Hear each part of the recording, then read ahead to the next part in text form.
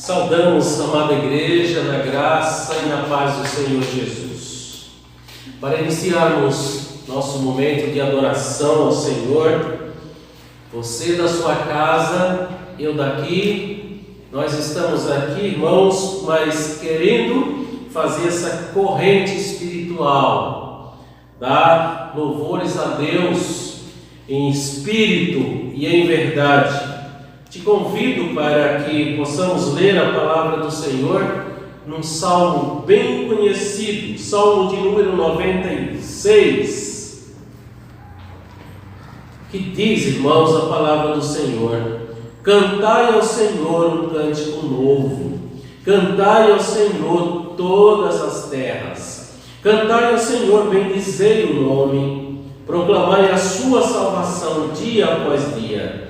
Anunciai entre as nações a sua glória e entre todos os povos as suas maravilhas. Porque grande é o Senhor e muito digno de ser louvado, temível mais que todos os deuses. Porque todos os deuses dos povos não passam de ídolos. O Senhor, porém, fez os céus. Glória e majestade estão diante dele. Força e formosura no seu santuário. Tributai ao Senhor a famílias dos povos, tributai ao Senhor a glória e força, tributai ao Senhor a glória devida ao seu nome, trazei oferendas e entrai nos seus átrios. Adorai o Senhor na beleza da sua santidade, tremei diante dele todas as terras. Dizei entre as nações: reina o Senhor. Ele firmou o mundo para que não se abale e julga os povos com equidade. Alegrem-se os céus e a terra exulte. Ruja o mar e a sua plenitude. Folgue o campo e tudo que nele há. Regozije-se todas as árvores do bosque na presença do Senhor, porque vem julgar a terra e o mundo com a justiça e os povos consoante a sua fidelidade. Deus grande, Deus de amor e de bondade, queremos, meu Pai, nesse momento, render graças a Ti, cantar louvores a Ti, mas também aprender, Senhor, da Tua palavra. Fala aos nossos corações, Pai, nós te pedimos no nome santo e amável do Senhor Jesus. Amém.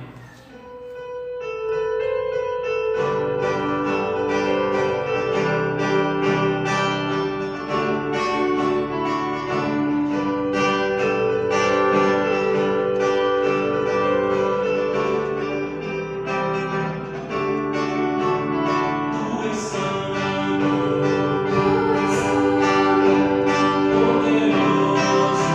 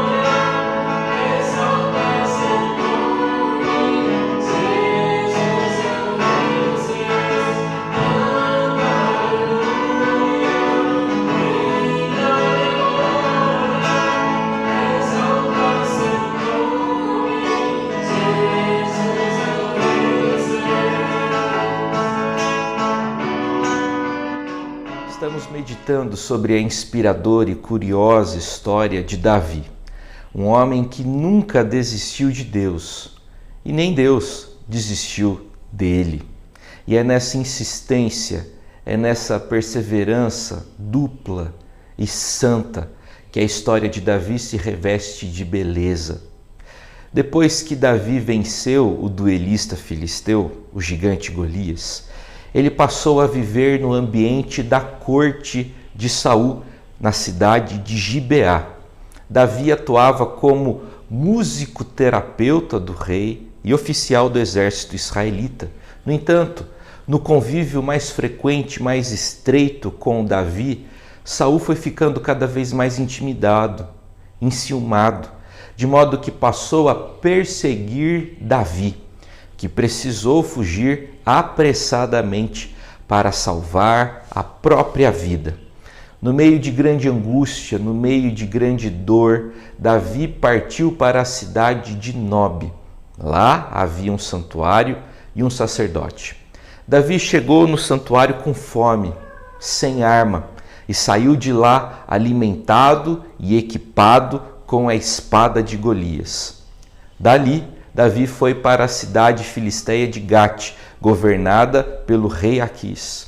Talvez esse foi um movimento tático motivado pelo completo desespero, fugir de Saul para encontrar proteção entre os inimigos de Saul.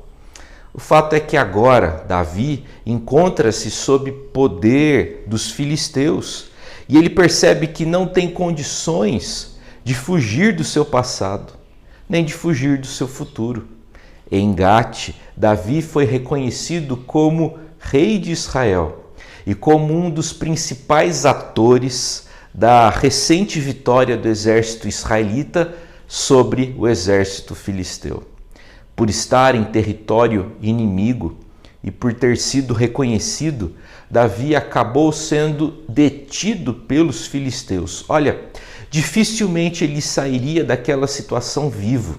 A situação foi tão crítica e perigosa que o autor de 1 Samuel fez questão de registrar que Davi, ali preso, sentiu muito, mas muito medo. Nesse contexto de prisão, Davi teve uma ideia esquisita, mas que acabou dando certo. Ele se fingiu de louco. A performance teatral de Davi foi tão boa que acabou convencendo o rei filisteu de que era mesmo maluco e acabou sendo dispensado.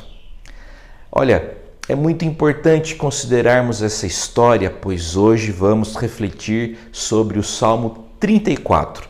E o Antigo Testamento conectou esse salmo a esse episódio da vida de Davi.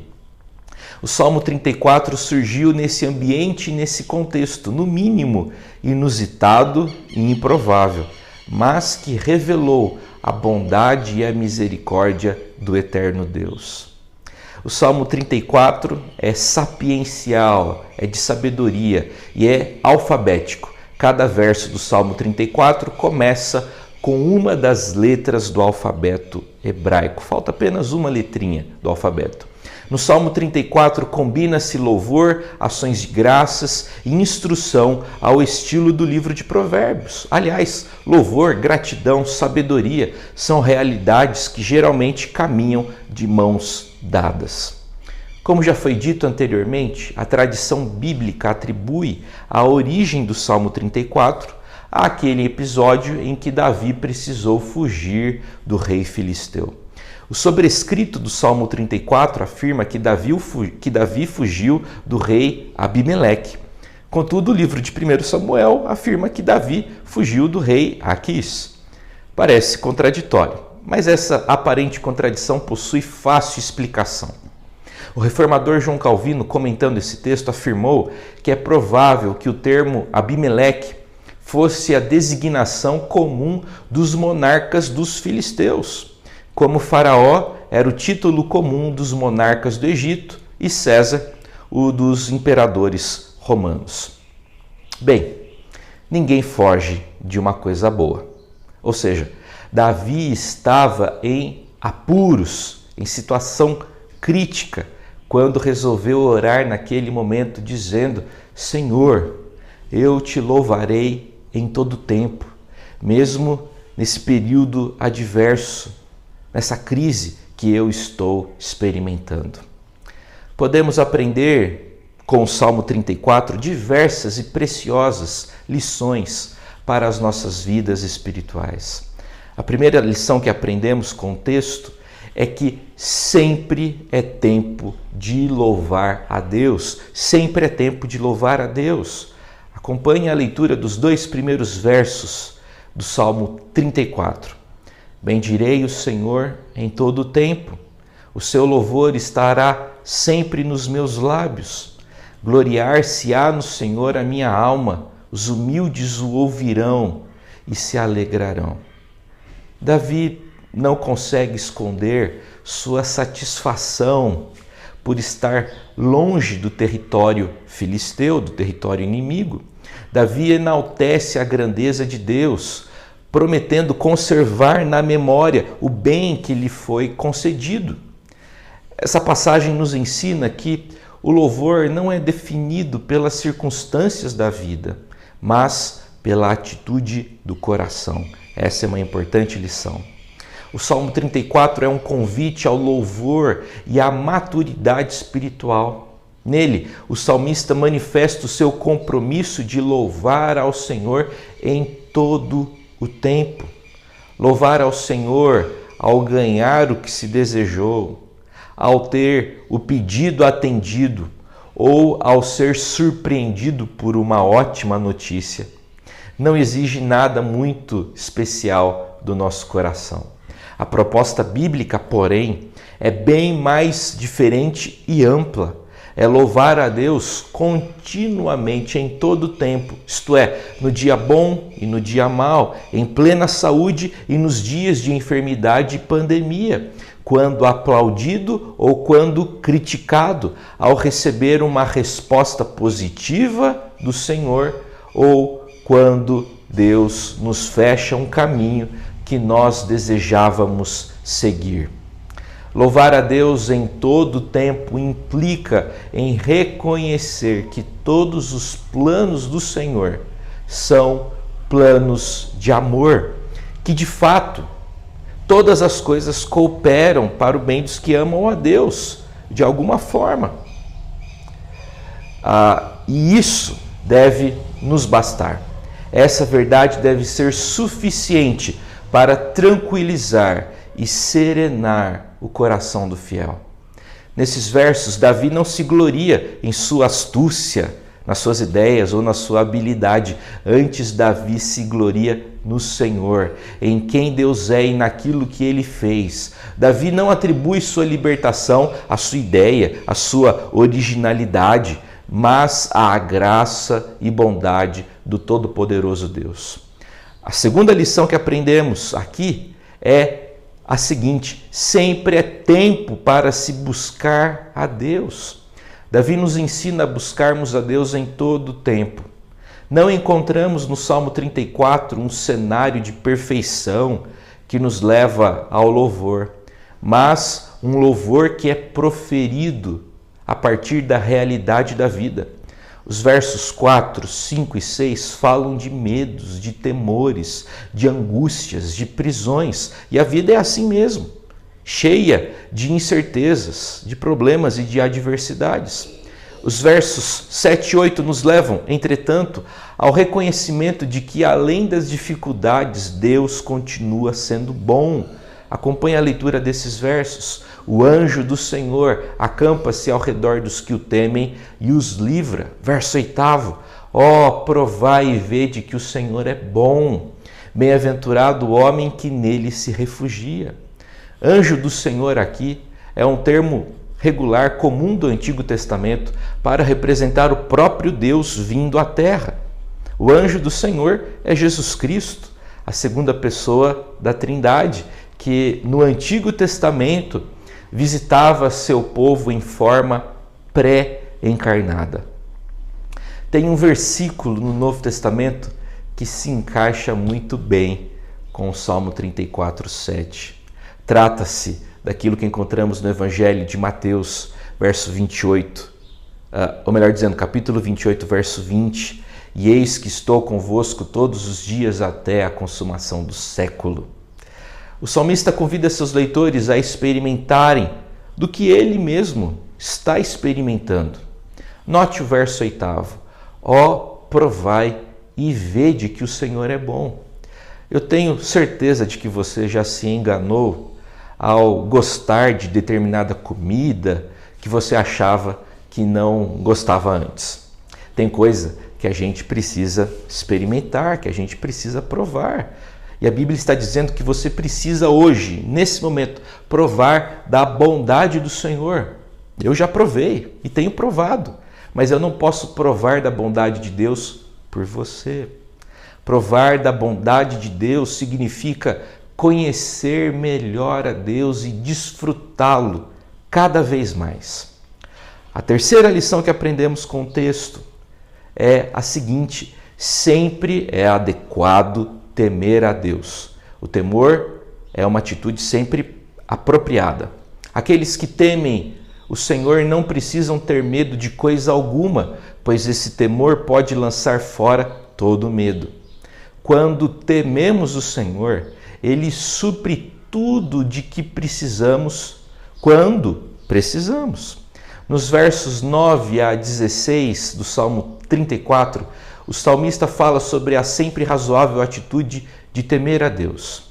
O verso 9 afirma o seguinte: temei o Senhor, vós os seus santos, pois nada falta aos que o temem. Ou seja, esse versículo é o equivalente no Antigo Testamento a Mateus 6,33, que afirma: buscai, pois, em primeiro lugar o seu reino e a sua justiça, e todas estas coisas vos serão acrescentadas.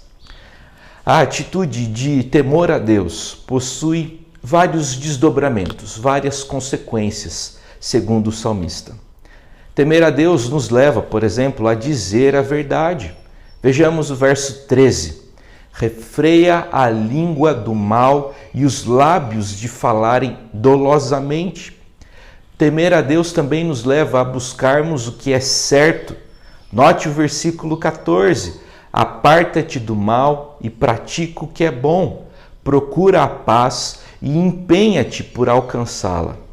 A quarta e última lição que aprendemos aqui é que sempre é tempo de confiar em Deus. Confie em Deus, meu irmão, minha irmã. No Salmo 34, em nenhum momento Davi dá a entender que a vida de fé e obediência poupará os filhos de Deus de enfrentar problemas. No entanto, Davi afirma que se confiarmos no Senhor e o invocarmos, Deus pode sim atravessar os problemas conosco e transformá-los em bênção para nós, e por meio de nós pode ainda abençoar a outros. Além de tudo isso, o Senhor também pode nos ajudar com os nossos sentimentos e emoções. Chama a sua atenção para a consoladora e animadora declaração do versículo de número 18.